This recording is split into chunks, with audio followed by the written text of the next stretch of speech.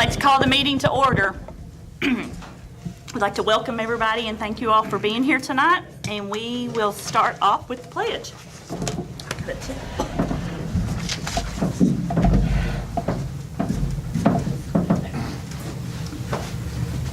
I pledge allegiance to the flag of the United States of America and to the republic for which it stands, one nation, under God, indivisible, with liberty and justice for all.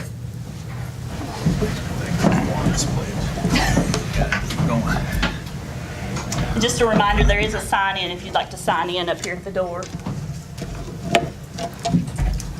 And do we have any revisions? I would just like to add 3 words to item 3B under facilities.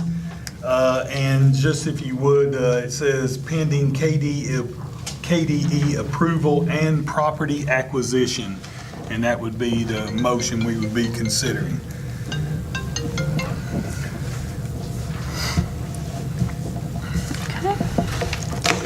And that is it. I think everybody received the updated agenda today because we added an executive session at the end. So I think it went out to news media and everything. So everybody has it. Okay. And next on the agenda, we have our recognitions and mountain movers. Okay. This is always the fun part of the meeting where we get to recognize those people that are making a difference in the lives of our children each and every day. The first person tonight we'd like to recognize is our community mountain mover, and I'm going to ask Mr. Robert Dawson if he would to come forward. LW, you want to come up? Superintendent Taylor, where would you like me to stand? Right here will be fine.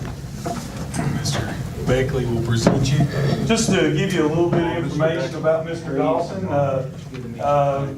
the Estill County Schools have been a benefactor of Mr. Dawson's philanthropy, I'll get that out, since 2003. There's a phrase going around town that merely states Dawson's doing it. Mr. Dawson and his wife Phyllis are frequently seen around town and oftentimes in costume as Santa and Miss Claus and in character with the River City Players.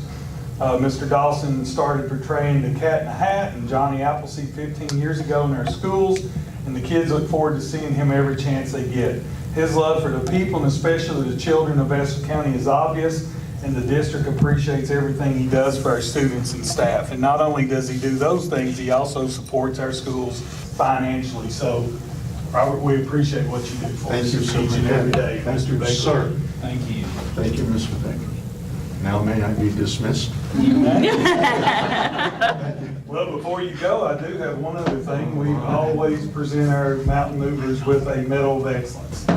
So we'd like to present you with a Medal of Excellence today for what you do for our kids. Thank you, sir. Thank you very much.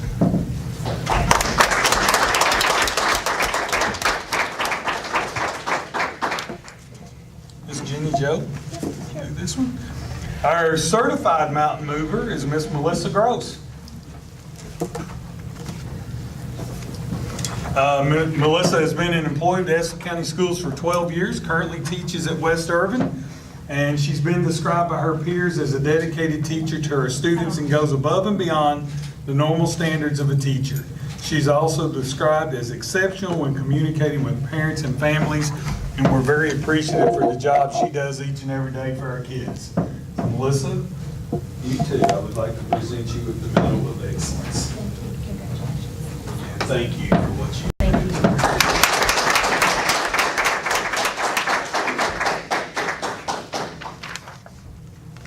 I have to say she had little man. and she got him through. And she didn't retire, so. No, she didn't retire. Donna, I'll let you. She's not at Ella yet. I'm sorry. And our classified mountain mover, I have to work with this lady every day, Miss Peggy Bryant. And Peggy, of course, has been employed for 24 years as an administrative secretary. She worked for Mark and Wallace for 20 years and 2 years before, for 2 years at Mark and Wallace for 2 years and GTE for 20 years. And the Estill County Schools are lucky enough to give her a permanent home. And I can tell you every morning, if you go by here about 5:30, 6 o'clock, Peggy is the first one in the building. And listen, you don't get by. You gotta get by. And we're very appreciative of what she does. And she is the voice of this office every morning until about 7:30. And Peggy, we appreciate what you do. with?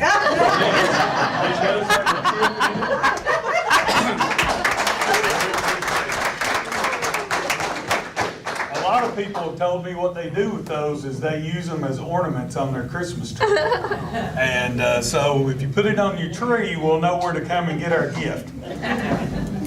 But thanks to our mountain movers and of course our sponsors on that. I always leave somebody out, but I know that the steam engine and BB&T and I forget who's our other sponsor, Teresa? White House Clinic. White House Clinic. Carhartt. And Carhartt. That's our 4 sponsors on our mountain movers. And Miss Gross will be retiring next year because she has my son this year.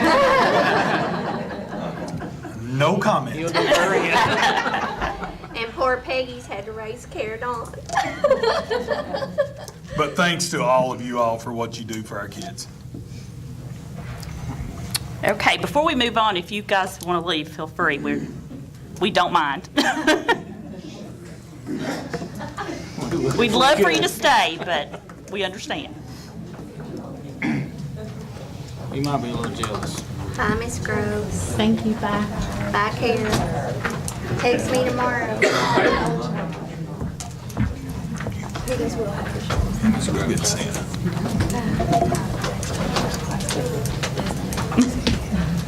See you tomorrow. You got Miss Gross and Disney. They split. Okay, next on the agenda, we have facilities, and first we have a construction update. Peter, do you want to come up? Sure.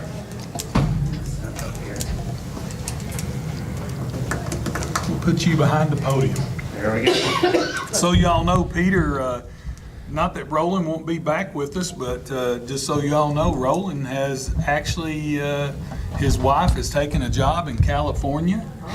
And he's going to be moving, and sometime in November will be his last days at Ross Tarrant. So Peter is going to be sort of taking the bull by the horns and getting us through these projects. And I think Roland, we don't need to feel sorry for him. I understand that his apartment is 2 blocks from the beach. Oh, wow. And right out of LA County. So Maybe he he'll is. take visitors. He may very well do so. So just letting y'all know that. So Peter is picking up the bull by the horns here. So we're ready to go. Tell us some good news. All right. Well, I'm going to start with Estill Springs, and they have been moving along well there. They have finished all of the concrete in the front of the school. They're still working on the parent loop concrete in the back, but they already moved into the 4th wing and 4th and last wing inside the school with the above ceiling work, both the HVAC and the electrical work. And they are making progress throughout that entire building as we assumed that they would be. And I'll be happy to answer any questions if you have any about the progress out there at Estill Springs. Give them a little update on the paint situation, Peter. Yep. So the paint, so essentially what happened, the paint that was applied started coming off the walls, and the paint company that was doing it made the decision to call in the manufacturer, Sherwin-Williams. And a couple of weeks ago, a representative from Sherwin-Williams came down and took samples back to be chemically tested. And in the interim has been down to the school and provided a couple of alternative paints that have cured. It's my understanding that yesterday they were able to test those, and there is a promising alternative that they might be able to use. He just wanted to get back with his technicians to make sure that that was the right direction to go. We're expecting to hear from them any day on that. And I know that Jason Walton with Momentum is very anxious to get this paint situation rectified. And so I know that he's been gung-ho throughout the process, and I think that once we get the right product, they'll get it installed quickly. Any questions on that? Is there any additional cost for us? No. No. No. It's all on them. Right, and yes, it is. Also know the casework came in yesterday, and they're in the process of putting it in. I had a video of it. Some of you, I mean, Miss Tanya sent us a video. It's beautiful casework So pretty. in that office, and I love it. the storefront supposed to be there here next week. That is or correct, yes. The storefront next week, so we'll be able to get that front office The school area. safety class and everything will be going in there in the next couple weeks, so. Wouldn't you think that inside the building, with the exception of the paint, Peter, I would say we're probably somewhere around 75, 80%? That's exactly, complete? yes, I would. And, That's and exactly possibly right. going to be about 98% complete by Thanksgiving break. Absolutely, they're moving along very well. The paint issue is a big one, and it's one that we need to get through, but I think that everything else on the project is really moving along quite well. And I would say if you're stressful and you want something to relieve some stress on a Saturday or Sunday, you can come out and go in the lunchroom and you can just get a hold of some paint and you can just peel it off the wall. You can peel big old stripes of it off the wall. It's like a balloon that's been applied to it. And Was we putting the wrong kind of paint on top of it? The testing enamel or that, something? the testing that the paint subcontractor did came out, perfectly matched to the paint that was specified for the project and that Sherwin-Williams told them to use.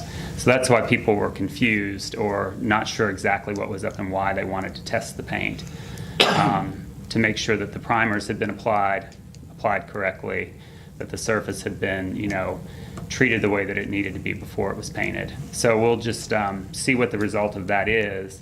The good news is that we found a fairly good adhesive paint that will work in the school, and hopefully, he hasn't come back with his final okay on that product, but it does look like one of the tests worked well. I just know one thing, it's going to be a beautiful facility when it's done. It's going to be almost like walking in a brand new school. And of course, as soon as the metal and everything here, and Larry and them's able to get finished on the roof, we're going to have practically a brand new building. Correct. It's going to be awesome. So then, as far as just a quick sort of update on the roofing project, there's obviously, you all live here, you know that there hasn't been any work done in the field. If you've been to either school, you may have seen some supplies there, and they definitely have parts of the roofing systems in place. They seem to be well stored and safely stored, and we're waiting for the metal roofs to get in, to be applied here. My understanding from Barrage, who is the manufacturer of the metal, is that the lead time for the metal was extended a little bit over the summer. The representative that contacted us sort of let us know that the lead time was lengthened. There's a really high demand based on some concern for tariffs and the price of steel and aluminum going up. And also, she mentioned, just transportation issues with truck shortages and things of that nature have slowed this down. It's also my understanding from talking to Brandon and Larry, you can help me here maybe, that the painted metal, the 22 gauge painted metal has been painted and is ready to be processed and shipped out to us, so it should be here soon. It's in Cincinnati at Metal Panel Systems. We've talked to Erwin, we've been coordinating with him. They are trying to set everything up to run the coils, so that we should be seeing some sort of metal next Friday or Monday. So, and we're going to let everybody know, Monday we're going to have all the lifts, the dumpsters, and coordinate with the principal and whoever else we need to where we're going to set the metal, set everything up, and then we're expecting to start tearing off Tuesday, weather permitting. And that's at the middle school. Yes. So Anthony will be on site? Yes. on Tuesday. Okay. Do you Be guys, there Monday and Tuesday, starting Monday and Okay. Tuesday. So weather permitting, I mean, we all know how the weather has been this year, so, but if it's good, we're gonna start tearing off on Tuesday. That was a big concern because I was afraid that, you know, him being a separate subcontractor, he may have moved on to another job, not be available, but he is available to We've start. been coordinating with him through this whole process, and Right. we've all tried to stay on top of everything, so. Right as soon as the metal gets here, which we have to tear off before, because we have to tear off so much, you don't want any of the shingle, the granules from the shingles close to the metal at all, because it will just, you won't get the warranty. So we have to go ahead and start the tear off, and so that's all we're waiting on right now. do you have an update on Pierce Blackburn at Estill Springs? Piers, they have done half of the, they've got half of the rock off on The gym? So they're planning on starting to tear the rest of that off, hopefully in the next week or so. Okay. So, I mean, and then we've been coordinating with Rob and wanted to let everybody know too, they came down to work last weekend and somebody had stole the batteries off of their trucks. So in case anybody, you need to let Momentum know and like that. I mean, they couldn't move their trucks because the batteries were gone. So I just wanted to let everybody know about that too. All right. Does anybody have any questions about the roofing project? Are we putting the rock in the right place back there? Yeah, it's in a good place, yeah. Any other questions on the projects? I would say on the roofing project, I do believe that part of the issue with the metal, of course, is the tariffs. I really do believe that, and I think we're a small fish in a big pond. And with the amount of metal that we actually need, I think it was easy to put us off. You know, and if they're filling larger orders before tariffs take place or whatever, I think that's probably beneficial to their company, and I think we just sort of got knocked down the line. And I'm not saying that because Larry's here. Larry, we tussled over a couple other things, but in this particular case, I really don't feel like they're at fault. I think they're trying to do everything they can, so we'll just move forward as we go. All right.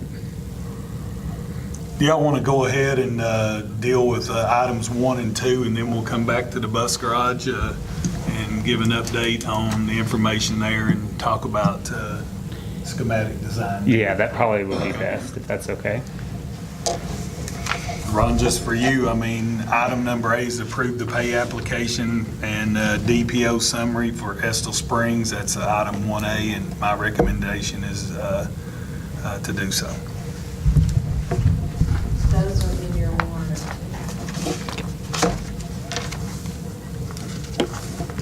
I'll make a motion. Okay, we have a motion. Do we have a second? I second.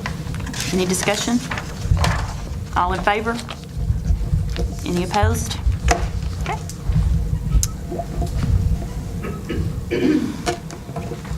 So we have, So we just start with B and go down from there.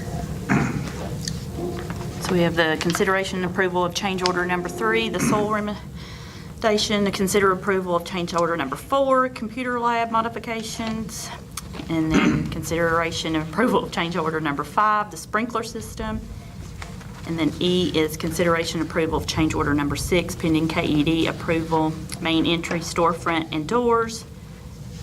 And do we need to approve these separately, or can we? Yeah, and we'll go ahead and We can- do that, and we'll go back. And then consideration and approval of change order number 7, the tile and flooring. To go back to item B then, that is a change order on soil remediation as they started digging the footers for the new awning in the front of the building. The area that was right under the flagpole where the old flagpole used to sit was an area of soil that was just too wet too much water content, so it needed to come out of there to make sure that we didn't have cracking of sidewalks and then a possible collapse of the awning at a different time because of soil conditions. That work's already been completed, but at the time, it was going to hold us up if we didn't go ahead and allow them to do it. We put a $5,000 minimum on it. I think it come back at about was it $3,500, so it was actually less than what the projected cost was. And my recommendation, we go ahead and approve that and get it submitted where we can get that done.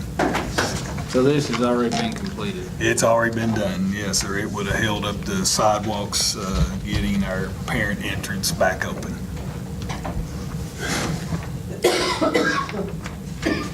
Do we have a motion? I'll make a motion. We have a motion. Do we have a second? Any discussion? All in favor? Any opposed? All right. C is actually probably, it probably falls on us a little bit. As we looked at that building and as the schematic design for that building was taking place, I don't think we really paid attention to where that computer lab was. And the current computer lab was actually located in a split classroom, which was a classroom that has a divider that can be separated into 2 resource rooms.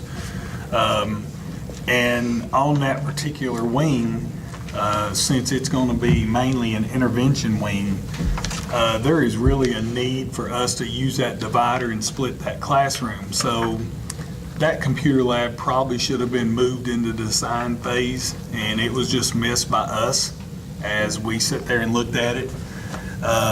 So the ideal now is it needs to be changed. We don't need to lose that classroom and then be short a resource room down the road at some point in time. So I really feel like this is a change order that we're asking for. It's not something that was an unforeseen cause or anything like that. And my recommendation to you all is to approve that change order in the amount of $2,875.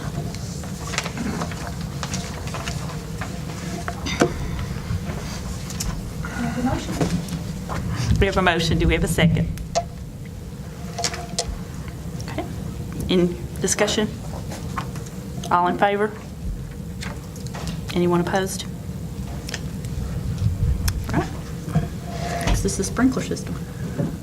This one, and Peter, you can jump in here if I'm wrong. My understanding is that as the building was being looked at by CMTA, and I don't know if you all were out there when the ceilings is out of that building, but I'm telling you, it is absolutely unreal how much dead space is above that ceiling.